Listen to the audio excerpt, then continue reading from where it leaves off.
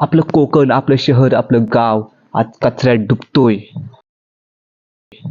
आणि ज्या गावात मी राहतो त्या गावाची हालत एवढी खराब झाली आहे, रोडच्या इकडे घाण, रोडच्या तिकडे घाण. हा गाव आहे का कचरा कुंडी आहे हा समजत नाही.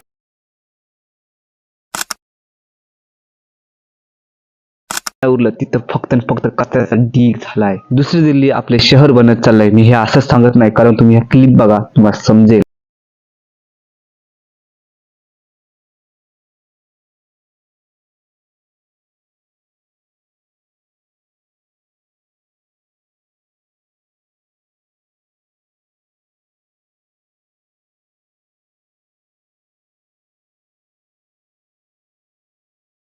कचरा नुसता आपल्या रस्त्यावर नाही, बल्कि तो आपल्या डोक्यातही बसलाय. त्याला काढायची गरज आहे. आज नाही बदललो तर उद्या उशीर होईल. चांदीवर सोना. आपल्या कोकणात कधी न केमिकल येतोयच.